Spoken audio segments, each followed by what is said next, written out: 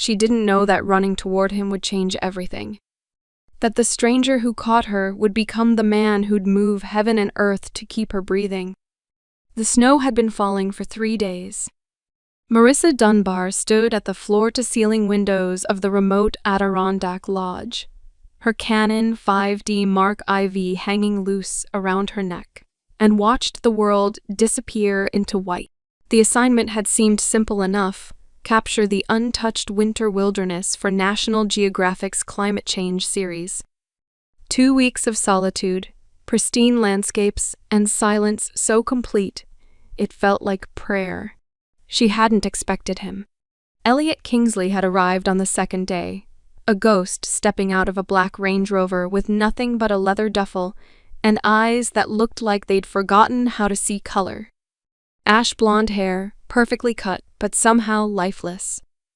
Icy blue eyes that seemed to look through everything without really seeing anything at all. He'd nodded once at Tom, the lodge owner, spoken in a voice like expensive whiskey, left too long in the glass, and disappeared into the opposite wing. For 3 days, they'd existed in parallel universes. Marissa chasing light through frozen forests. Elliot sitting by windows, staring at nothing. A man so carefully blank it hurt to look at him. She hadn't cared enough to wonder why. Not until the 4th night. The trail had been perfect. Marissa had hiked 2 miles into the backcountry, chasing the way late afternoon light turned birch trees into cathedral columns. Her breath plumed white. Her fingers ached inside her gloves. But the shot, God, the shot was worth it. She was lining up the frame when she heard the voices. Low, urgent, male. Marissa froze, instinct sharp as a blade. The forest wasn't supposed to have people. She crouched low behind a fallen pine and listened. Can't afford loose ends. Not now. Not with the election 8 months out. The voice was smooth, practiced. The kind of voice that belonged in boardrooms and campaign rallies. She's seen too much. You know what has to be done. Marissa's heart kicked against her ribs. But her hands, always steadier behind a lens than anywhere else in life, moved without permission. She raised the camera, removed the lens cap, and through the 200mm telephoto, she saw him. Senator Richard Harlow, silver-haired, square-jawed, the face from 1,000 billboards promising family values and American dreams. He stood in a clearing 50 yards ahead, flanked by 2 men in dark suits. Between them, cable tied to a tree, was a woman. Young, Latina, bloodied, terrified. Marissa's finger found the shutter button. Click, click, click. The sound was barely a whisper, swallowed by wind and snow. But in that clearing, one of the men's heads snapped up. Did you hear that? Marissa didn't wait. She ran. The woods swallowed her whole. Branches whipping her face, snow dragging at her boots. Behind her, shouts. The crunch of pursuit. She didn't look back. Just pushed harder, lungs burning, the camera bag bouncing against her spine like a second heartbeat. The lodge lights appeared through the trees, warm and impossibly far. Her foot caught a root, and she stumbled, went down hard, scrambled up, kept running. Please. God. Please. And then she saw him. Elliot stood on the wraparound porch, coffee cup forgotten in his hand. His gaze locked on her, crashing through the forest. For half a second, their eyes met. His ice blue and suddenly, startlingly awake, hers wild with terror. He moved. She didn't know a man could move like that. Setting down his cup with deliberate care, and then covering the distance between them in smooth, controlled strides. Not running. Not panicking. Just there, solid and certain, as she stumbled into the clearing. Marissa hit his chest at full speed, and his arms came around her, catching her, holding her steady like he'd been waiting his whole life to do exactly this. "Breathe," he said quietly. His voice was different now. No longer that dead, hollow sound. Alert. Focused. "I need you to breathe, Marissa." She pulled back, gasping. "How do you know my—" "Tom mentioned your name." "Doesn't matter." His hands moved to her shoulders, steadying her. "What's wrong? What are you running from?" "Men. Armed men." "I saw—" She couldn't catch her breath. "Senator Harlow. He has a woman. They're going to kill her. I took photos. They saw me." Elliot's expression didn't change, but something shifted behind his eyes. Something cold and calculating. "How many men?" "3. Maybe more." "Did they follow you here?" "I think." "Yes.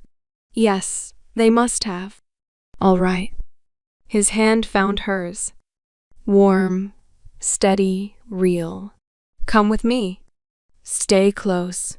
He guided her toward the lodge entrance just as headlights swept through the trees. 2 black SUVs moving fast. Elliot positioned Marissa behind him. Not roughly, but with quiet certainty. And waited. The SUVs stopped. Doors opened. 3 men emerged, the same ones from the clearing. The one who'd heard her camera stepped forward. "We're looking for someone," he said. "A woman. She came this way. This is private property." Elliot's voice was polite, almost gentle. "You're trespassing. We don't want trouble." "Just the woman." "There's no woman here." The man's eyes flicked to Marissa, barely visible behind Elliot's shoulder. "We can see her right there." "No," Elliot said simply. "You don't." "Listen, friend. I'm sure you don't want to mess with Elliot Kingsley." The words dropped like stones into still water. "And this woman is under my protection. So you have 2 choices. You can leave now. Or you can explain to Senator Harlow why you picked a fight with someone who can end his campaign with a single phone call." The silence that followed was absolute. Marissa felt it. The shift in the air. The way the armed men suddenly looked uncertain. The way the lead man's hand moved away from his hip. "Kingsley," he repeated slowly. Yes." Elliot's voice never rose. Never hardened. But there was steel underneath, cold and unbreakable. "Now, I'm going to give you 60 seconds to get back in your vehicles and leave.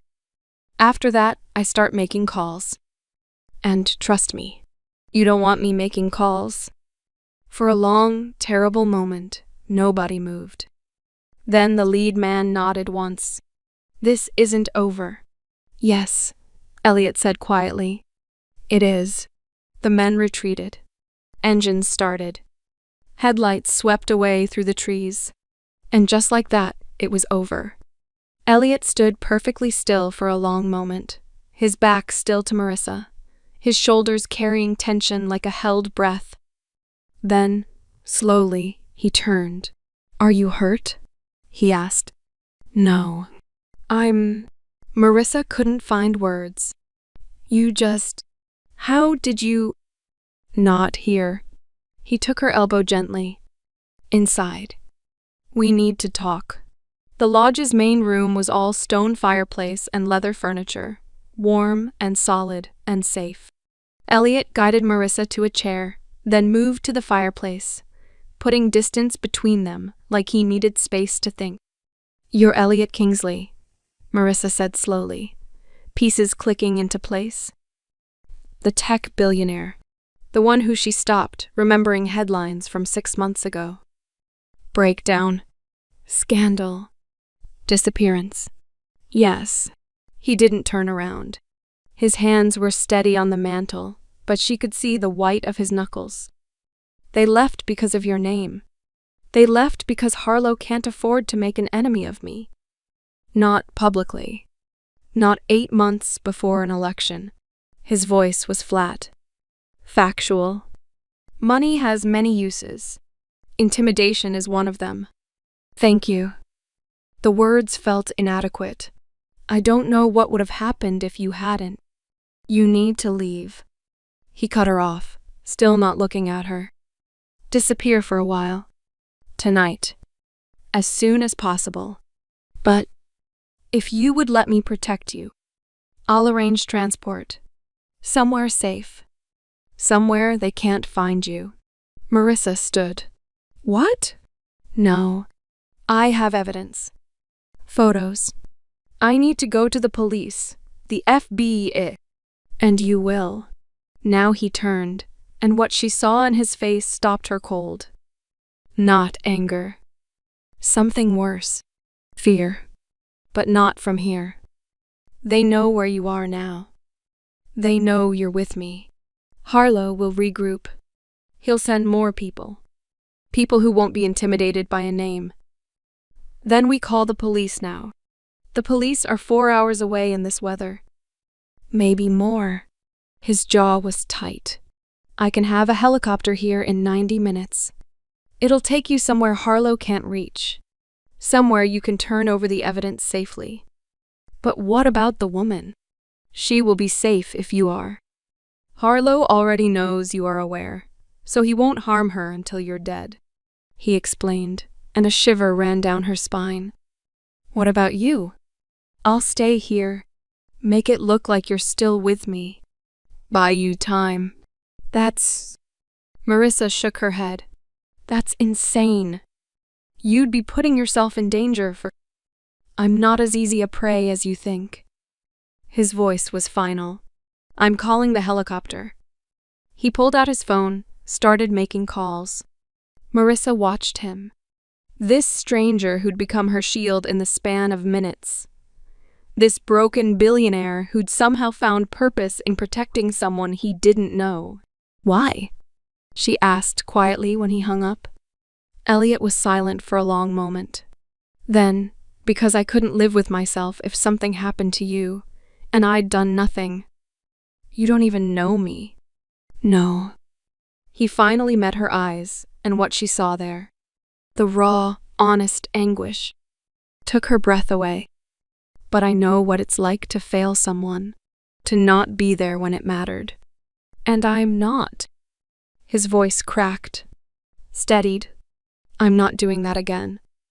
Before she could respond, the sound of helicopter blades cut through the night. The goodbye was brief. Mechanical. Elliot walked her to the helicopter, his face blank, his eyes carefully empty. He helped her inside, handed her camera bag to the pilot.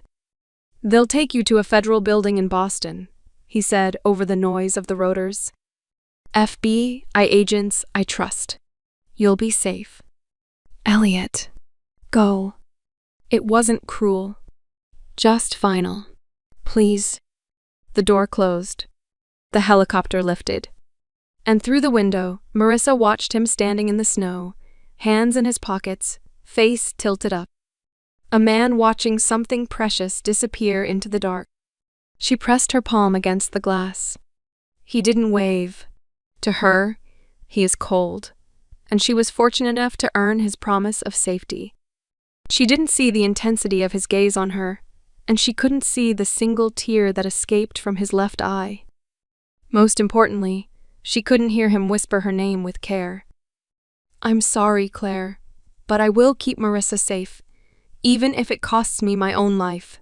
The FBI took her statement. Secured the photographs. Promised protection. Marissa spent 3 days in a safe house in Boston, giving depositions, identifying faces, building a case that would destroy Richard Harlow's political career. She asked about Elliot twice. Both times, the agents said he was fine. Safe. No longer involved. She didn't believe them. On the 4th day, they moved her to a different location. Standard procedure, they said. Harlow's people were getting aggressive. They needed to keep her moving. The new safe house was a brownstone in Brooklyn. Nicer. Quieter.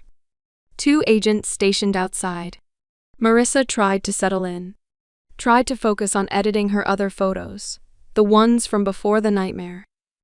But her mind kept circling back to ice blue eyes and steady hands, and a voice saying, "I'm not doing that again." What had he meant? Who had he failed? She was still wondering when she heard the gunshot.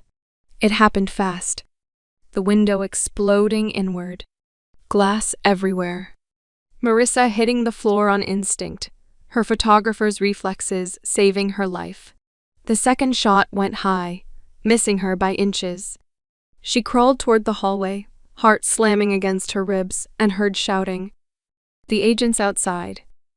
More gunfire. Then, terribly, silence. Footsteps on the stairs. Marissa's hand found her phone. She dialed 911 with shaking fingers, whispered the address, and shoved the phone under the couch. The door burst open. 2 men. Not the same ones from the lodge. Professionals. One raised his weapon. The third shot caught her in the shoulder. Pain exploded, white-hot and devastating. Marissa went down, her vision graying at the edges. She heard voices. Orders. Something about securing the evidence and cleaning this up. Then, distantly, sirens. The men cursed. Ran. And Marissa was alone, bleeding onto hardwood floors, trying to remember how to breathe. Elliot, she thought, and didn't know why his name was the last thing in her mind before the darkness took her. She woke to beeping. White walls, the antiseptic smell of a hospital, and voices. Low, urgent, angry. Don't care what the prognosis is. I want every specialist in the country if that's what it takes. I want... Mr. Kingsley, please. You need to. Don't tell me what I need. The voice was wrecked, barely recognizable. Just save her. Please. God, please, just save her. Marissa tried to open her eyes. Couldn't. Her body felt like lead. The bullet nicked her subclavian artery. A different voice. Clinical. Tired. We've stopped the bleeding, but she lost a lot of blood. The next 48 hours are critical. Even if she wakes up, there could be complications. Nerve damage. Infection. I'm sorry, but you need to prepare yourself. No? Elliot's voice cracked. No. She's going to wake up. She's going to be fine. She has to be fine because I can't. A sound like breaking. I can't lose someone else. I can't. Not again. Not her. Silence. Then the doctor. Softer, you should get some rest, Mr. Kingsley. You've been here for 18 hours. I'm not leaving her. Sir, I'm not leaving. Footsteps. A door closing, and then closer. The sound of a chair scraping across tile. Marissa felt something warm close around her hand. Felt the tremor in those fingers. I'm sorry. Elliot's voice was barely a whisper. God, Marissa, I'm so sorry. I thought keeping my distance would keep you safe. I assigned protection. Good people. The best I could find. But it wasn't enough. It's never enough. His forehead pressed against their joined hands. I couldn't protect my baby sister. He sobbed. I did everything but couldn't protect the one person that mattered. He lifted his head. She felt his thumb trace across her knuckles. I came to that lodge to disappear. To stop feeling anything. To just exist until I figured out if there was any point to existing at all. His voice dropped to barely audible, and then you ran into my arms. And for the first time in 15 years, I felt alive. I felt like maybe I could be the person who showed up, who didn't fail, who was there when it mattered. His grip tightened. But I failed you anyway. Thought my money and my name and my carefully placed guards would be enough. And you still got shot. You're still lying here, maybe dying, because I wasn't there. His voice turned fierce, desperate. So I need you to wake up, Marissa. I need you to fight. Because if you don't, if I lose you too, I'm going to burn Harlow's world to ash. But I will still not be satisfied. I'll become the worst version of myself. The one I've been trying so hard not to be. He leaned closer. She felt his breath against her temple. But more than that, more than revenge or justice or any of it, I just need you to live. Because in 3 days at a lodge in the middle of nowhere, you gave me something I thought I'd lost forever. Hope. Purpose. The feeling that maybe I wasn't beyond saving. His voice cracked. I love you, Marissa. I don't know how or why. I just know that the thought of a world without you in it is unbearable. So please, please wake up. He pressed his lips to her forehead. And then he stayed there, holding her hand, whispering prayers and promises and apologies into the silence. And somewhere in the darkness, Marissa fought her way back toward his voice. She woke slowly, painfully. Every breath felt like fire in her chest. But she woke. Her eyes opened to dim hospital lighting, to the steady beep of monitors, to Elliot slouched in a chair beside her bed, his hand still clasped around hers, his face buried in his other arm on the mattress. He looked terrible, ash-blonde hair disheveled, dark circles under his eyes, unshaven, wearing the same flannel shirt from the lodge, now rumpled and slept in. Elliot, she whispered. He jerked awake like he'd been electrocuted. His eyes found hers, ice blue and bloodshot, and suddenly, devastatingly alive. Marissa. Her name came out broken, reverent. He stood, leaned over her, one hand cupping her face with infinite gentleness. You're awake. Thank God. Thank God you love me, she whispered. He froze. You heard everything. Her good hand came up to cover his. Claire, the guilt, everything. For a moment, he just stared at her. Then he pulled back, putting distance between them, his face shuddering closed. You weren't supposed to hear that. I'm sorry. You don't need to. I wasn't trying to burden you with... Elliot. She stopped him. Come here. Marissa. Please. He moved closer. Hesitant. Uncertain. So different from the controlled man who'd faced down armed men without flinching. I heard you, she said quietly. I heard every word. Please. Her voice caught. Tell me about your baby sister. You shouldn't be bothered about. Please, Elliot. So he told her everything. Her name was Claire. She was 16. I was 22, just starting my first company, working 100-hour weeks, convinced I was going to change the world. His voice was hollow. Dead. She called me one night. Said she was scared. That Dad was drinking again. That things were bad. And I told her I was busy. That I'd call her back. That it could wait. She killed herself that night. Pills. Left a note that said she just wanted someone to listen. And his voice broke completely. I never called her back. I was too busy. Too focused on success and money and proving I was worth something. And she died thinking no one cared. Marissa's chest ached. I built everything after that, Elliot continued. The company.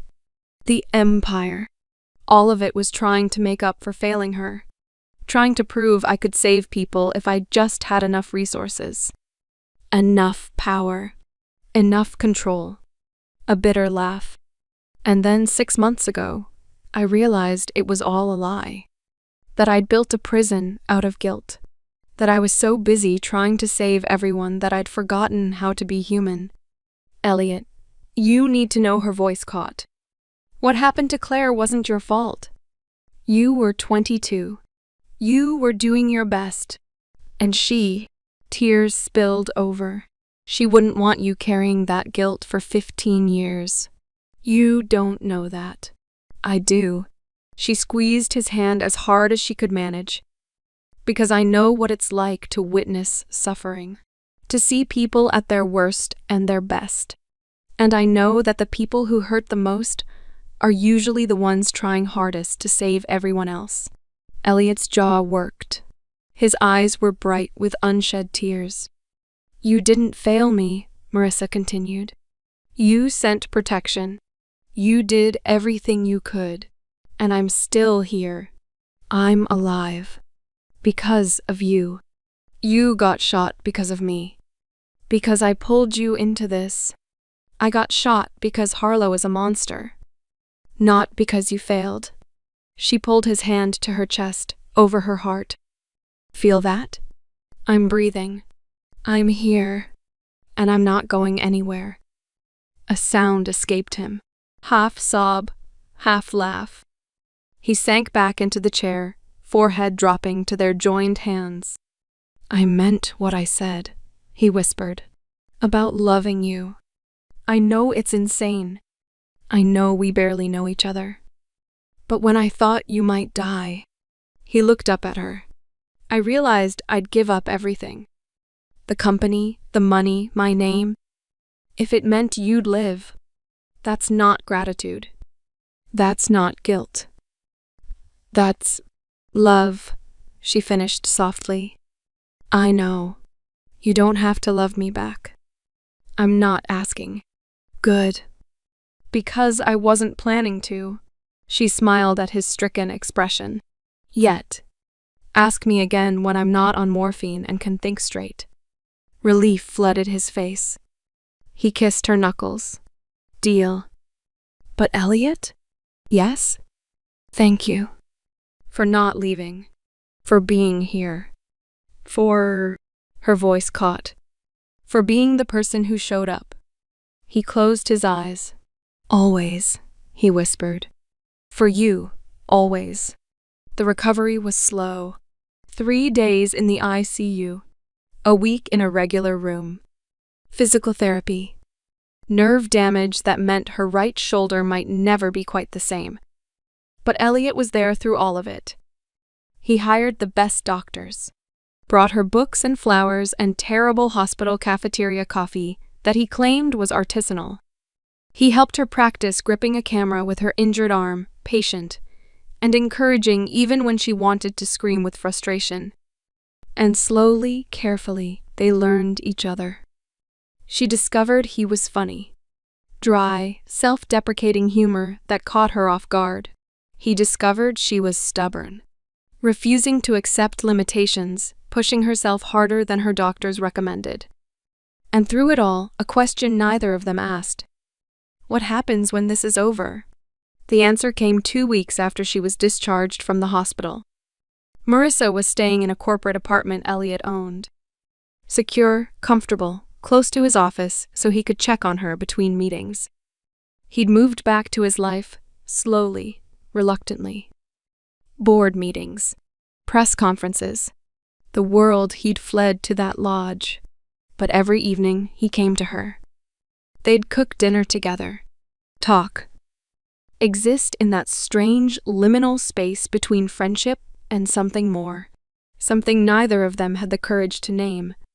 Until the night Kane Webb knocked on the door. The FBI agent looked tired but satisfied. We got him, he said without preamble. Harlow. Between Mrs. Dunbar's photographs and Ana Flores's testimony. We have enough for multiple federal charges. Kidnapping. Conspiracy. Obstruction of justice. He's going away for a long time. Relief flooded through Marissa. And Ana? She's safe. Protected. Already working with victims' advocacy groups. Kane smiled. You saved her life, Miss Dunbar. We saved her life, Marissa corrected, glancing at Elliot. But Kane's expression had darkened. There's one problem. Harlow's lawyers are trying to make a deal. They want the charges reduced in exchange for… He paused. In exchange for information on Elliot's past. The room went cold. What? Elliot's voice was deadly quiet. They've dug up the Claire situation. The suicide. They're planning to spin it. Claim you drove your sister to her death through neglect. That you're an unstable, unreliable. Kane looked genuinely apologetic. They want to use it to discredit your involvement. To make it look like you coerced Miss Dunbar's testimony. That's Marissa started, but Elliot cut her off. They can have it. His voice was flat. All of it. If it means Harlow goes to prison. I don't care. Elliot. No, Marissa stood, ignoring the pull in her shoulder. You can't let them. It's my past. My guilt. My burden. He wouldn't look at her. If it saves Anna. If it keeps you safe. It's worth it. Kane, Marissa said, turning to the agent. What if we go public first? Tell the truth about what happened. About how Elliot protected me. It might help, Kane admitted. But Harlow's team will still drag him through the mud. They'll make Claire's death front-page news. They'll… Let them. Marissa's voice was steel. She crossed to her camera bag, pulled out her laptop. I have something better than a press conference. I'm a Pulitzer Prize winner, she said quietly. People trust my work. My perspective. What if I write the story? Not just about Harlow. About everything. About a man who came to the mountains, broken and chose to save a stranger anyway. About sacrifice and protection and what real heroism looks like. She looked at Elliot. Let me tell your story. The real one. Not the one Harlow's lawyers want to sell. Elliot stared at her. Marissa, you stood up for me. Let me stand up for you. For a long moment, silence. Then Kane cleared his throat. If you can publish before they file their motion, which is in 3 days, it might work. Public opinion could force them to back down. I can have it done in 2, Marissa said. Kane nodded. Then I'll hold them off as long as I can. He headed for the door, paused. For what it's worth, you two make a hell of a team. The door closed behind him. Marissa and Elliot stood in the middle of the living room, the weight of everything unsaid hanging between them. You don't have to do this, Elliot said finally.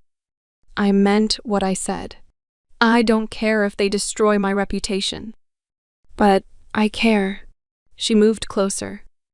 I care because you're not the man they want to paint you as. You're not some heartless billionaire who let his sister die. You're someone who made a mistake at 22 and has spent 15 years trying to make up for it. And that, her voice caught, that deserves to be known. Why? The question was raw, honest. Why does it matter so much to you? Marissa looked at him. Really looked at him. At the man who'd stayed by her hospital bed for days. Who'd fought his way back from a breakdown to protect a stranger. Who loved her with a fierce, terrified devotion that still took her breath away. And she knew. Because I love you too, she said quietly. Elliot went absolutely still. What? I love you, Elliot Kingsley. The words came easier the second time. I think I started loving you the moment you caught me in the snow. And I kept loving you through every terrible, beautiful moment since.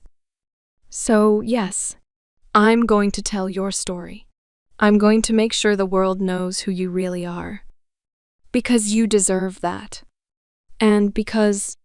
She smiled through tears. Because I'm done pretending I don't want this. Want you.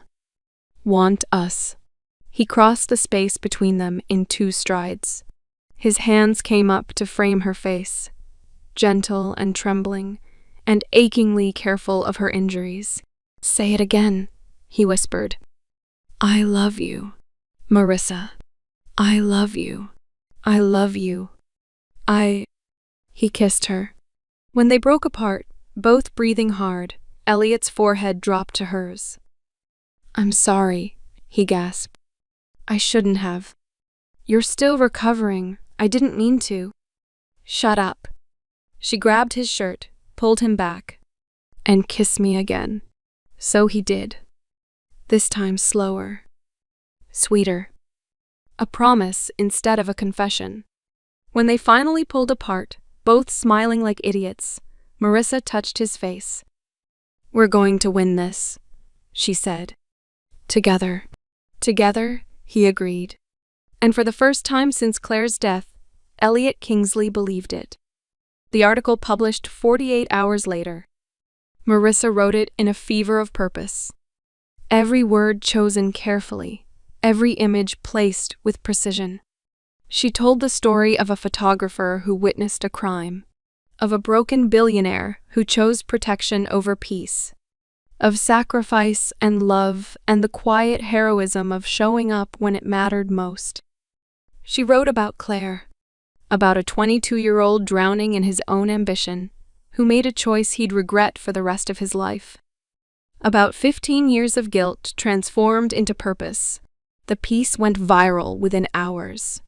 Millions of views, thousands of shares, comment sections filled with support, with people sharing their own stories of loss and guilt and redemption. Harlow's legal team dropped their motion. The senator pled guilty to all charges. And somewhere in the chaos, between interviews and phone calls and the wild media frenzy, Marissa and Elliot found moments of quiet. Moments where they could just be two people who'd found each other in the worst possible circumstances and decided it was the best thing that had ever happened. It was 6 months later. The brownstone in Park Slope had good light. That was the first thing Marissa noticed when Elliot showed it to her. The way afternoon sun poured through the windows, turning the hardwood floors golden. Perfect for photography. "What do you think?" he asked, watching her move through the empty rooms. "I think..." She turned to face him. "I think you already bought this, didn't you?" He had the grace to look sheepish. "Maybe." "Elliot, I wanted you to have options." He moved closer, hands sliding around her waist. "After everything, you deserve a space that's yours. Where you can work, live, heal. I'm not..." He stopped. "I'm not trying to trap you or obligate you to anything. I just wanted you to have choices." 6 months. 6 months of physical therapy and late-night conversations, and learning how to love someone while learning to love himself. 6 months of Marissa's photography gaining new focus. Stories of hope and healing instead of war. 6 months of Elliot rebuilding his company with transparency and purpose. 6 months of falling deeper in love every single day. "And if one of my choices is you?" Marissa asked softly. Elliot's breath caught. "Then that would be..." "I'm choosing you, Elliot." She touched his face. "I'm choosing this brownstone with the good light. I'm choosing Brooklyn and boring Sunday mornings and building a life that's ours. If you'll have me. If I'll..." He laughed, the sound bright and disbelieving. "Marissa, I've been yours since the moment you ran into my arms. Everything I am, everything I have. It's yours. It's always been yours. Even the terrible coffee maker you tried to hide in the kitchen? Even that." She kissed him, slow and sweet and full of promises. "Then yes," she murmured against his mouth. "Let's do this. Let's make a home." They spent the afternoon planning. Where her dark room would go, where his office should be. How to transform empty rooms into something warm and lived in and theirs. And as the sun set over Brooklyn, painting the walls in shades of gold and rose, Elliot pulled Marissa close. Thank you, he said quietly. For what? For running toward me instead of away. For seeing me. For... His voice caught. For loving me even when I didn't think I deserved it. You've always deserved it, Elliot. She pressed her palm over his heart. You just needed someone to show you. And you're that someone? Always. They stood there as darkness fell, wrapped in each other, the brownstone quiet around them. They married at the lodge in winter, 1 year later, when the world was wrapped in the same silence that had brought them together.